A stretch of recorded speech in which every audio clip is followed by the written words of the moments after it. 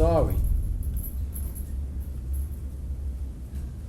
for something I didn't do, and I am not sorry for the things I did do. Mr. Oneal, listen, stop. All right. Listen to me. I'm not You're not going to raise your voice again. I'm not going to raise my voice again. I'm not.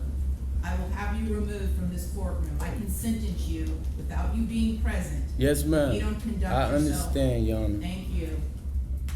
In 2018, Ronnie Oneal murders his girlfriend and their 9-year-old daughter with special needs, and attempts to kill his 8-year-old son at their Riverview home. Then, in a bizarre turn of events, he decides to represent himself at the trial. A very big brain move. And he then proceeds to shout at the jurors during the proceedings. Yet another big brain move. Surprisingly, he lost the case, and in this video I'm going to use my skills as a body language analyst and react to the killer's sentencing. So let's take a look.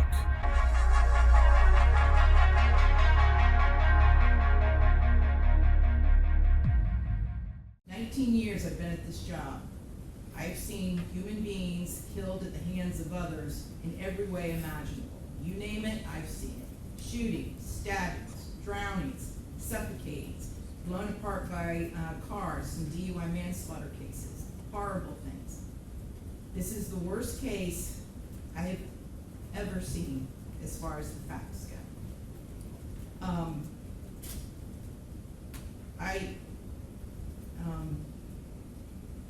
When the person from fire department, when he testified, and when he said that he retrieved the body of Ronnie Oneal from the home, and all he could do was sob. It took every ounce I had not to start sobbing too. Because there is no way any person with any feeling could have witnessed or seen the photos of what occurred that night and not be haunted for the rest of your life.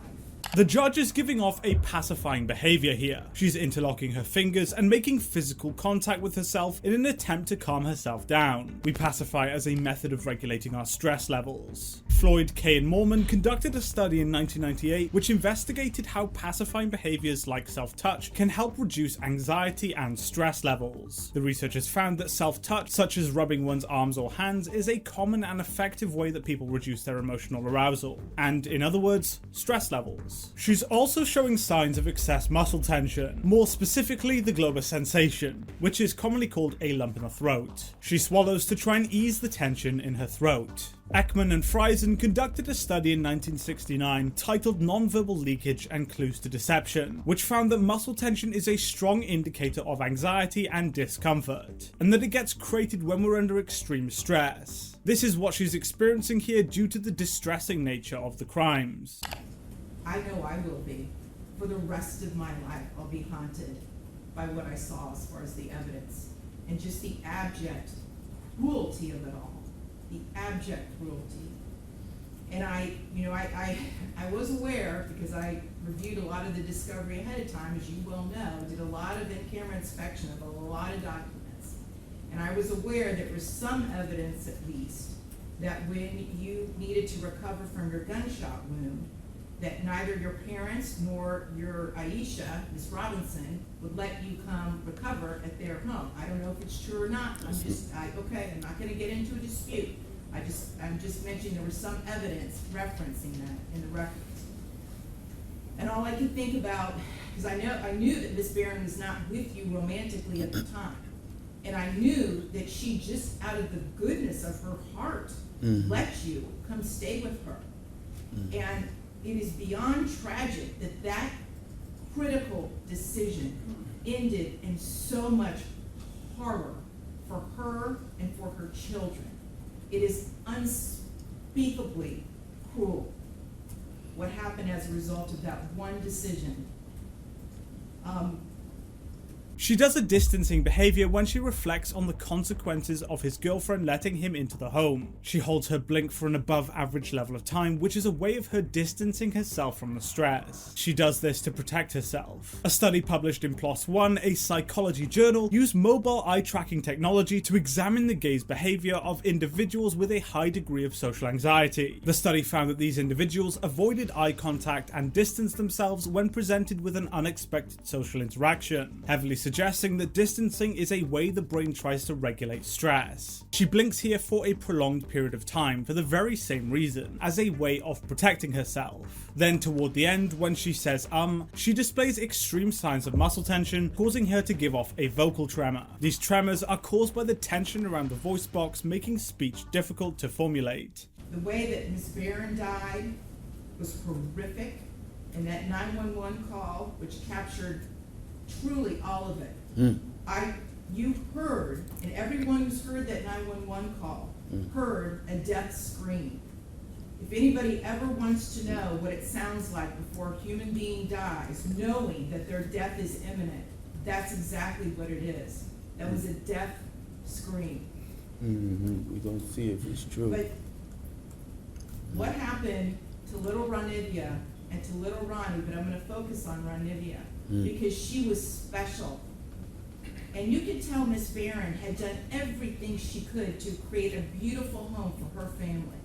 I noticed that the Ronivia's bedroom, before you set it on fire, you could tell she tried so hard to make her feel like a princess. Kenyatta did everything she could.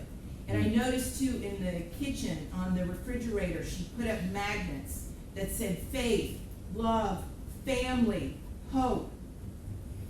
And then you know what else happened at the refrigerator during that night? It got splattered with blood all over it due to what happened. Ronnie shows extreme signs of stress when the judge is describing his victims and the way in which they died. This is a dead giveaway of guilt. If he didn't commit these heinous crimes, he wouldn't have had anywhere near as much of a strong emotional response, listening to how his girlfriend had tried to build a loving home for her family before she was murdered. Reflecting on his actions causes him stress, and he shows a far bigger emotional reaction than even the judge does. He tenses his mouth, distances, does rapid blinking, and many other textbook examples of high stress behaviors. This response would not have been created if he wasn't the person responsible. Little Ronivia, she couldn't scream, she couldn't run away, and she witnessed what you did to her mother, as far as shooting her mother in the arm with the gunshot. She knew. And the horror that that child suffered. And she already had a life where she was born with challenges regarding her physical and her mental disabilities. But the pain and suffering that she suffered that night at your hands, unspeakable, absolutely unspeakable. And at the moment, that first time you struck her with that hatchet, and little Ronnie testified that all he could see was tears coming out of his sister's face. At that moment, that child knew. She knew she was being betrayed in the cruelest, most tragic and sorrowful way that a child could ever be betrayed. She was being betrayed by her parent, the one person that should be there to protect their children and love them and keep them from harm. And that was the last thing that child felt before she passed on from this earth, was your utter, cruel betrayal to her. And I read somewhere, and I don't know if it's true or not, I have no idea, but I read somewhere that souls pick their lives, and that they know exactly how difficult their lives are going to be before they enter into this world. And I don't know if that's true or not, but if it is, Ronnie Oneal is one of the bravest souls I have ever come across in my 54 years on this planet. One of the bravest ever, ever, because she suffered so traumatically.